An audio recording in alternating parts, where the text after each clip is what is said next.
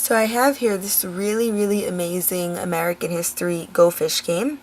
In addition, like every game you get your, well, in this case, the cards. But look at this. This is what I would call the rule book. It's got two parts to it. The first part is, of course, the games. And look how many games it comes with. You have sit-down games, collect the cards. There's just so many games to choose from. And this will really make learning history fun because you're not doing the same thing over and over and over again. The next part you have in the back explains the cards. Let's say, for example, you're on the road, you're away from home, you're in a classroom, a teacher, a kid, or someone forgets some facts or just wants, quick reference. Well, head to the back.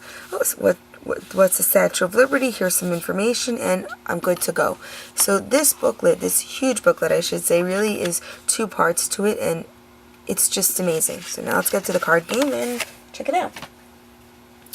So the back of the cards, they're all red, they're nice, they're easy, and the front kind of goes through different, parts of American history. Now each part, let's take out one part, each part has four aspects to it. For example, we have the symbols of America, you have the bald eagle, the American flag, Great Seal of the U.S., and Statue of Liberty. So that's the first thing I like, that it gives you the answers here, so when you're playing Go Fish, let's say you say, I have the American flag, I have the bald eagle, oh, do you have the Statue of Liberty? Because I'm sure with everything, there's more than four different aspects. So the first thing is a memorization game where the kids kind of play Go Fish and they get familiar with the name of the card. The second thing, I want it does come with is more of a Go Fish game. So, you have your cards, laid out, and then you turn two over, Pilgrims and the first Thanksgiving. So yes, that is most definitely part of colonial America, and I get my match, and the same thing goes for the rest of the game to kind of make the matches.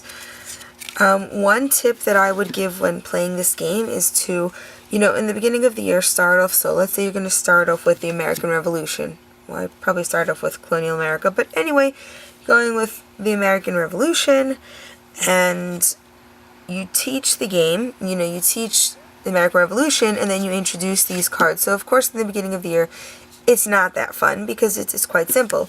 Then the next part of the year you do, important documents. So then you teach that and then you add to the game. So as the kids are learning, you're building up the game, and by the end of the year or 2 years, because there really is a lot of information here, the Young Republic, and the game is just more than just a game. If you are in a classroom and let's say you did do something quite simple such as Western expansion, and the kids, let's say you want to test them but you don't want to give a test because who likes to give tests anymore. So what I would do is mix up these 4 cards in any order and then have 4 random kids pick it up, and let's say, the Oregon Trail. So now that I'm familiar with the Oregon Trail, I would have to stand up in front of the class and present it, or say what I know about it, kind of to make it, educational and fun, and yet more game-like. Another thing that if you are in a homeschool, and it might work in some classes also, depending on your creativity, is to, let's say, take a part of history, here's the West, and to hide it in 4 random places in a room, but leave it sticking out so the kids can see it. You don't want, to hide it too well because that'll get boring, but anyway, you hide it, or if you do hide it too well, make sure you have hints so the kids could find it. But anyway, you hide them along, random, let's say, under a couch, on a table, under some magazines, whatever it is, and then the kids will have to actually find the card, say, I have a wagon train, and then they would have to give you 2, 3, 4, depending on your education style, facts about the wagon train and the West.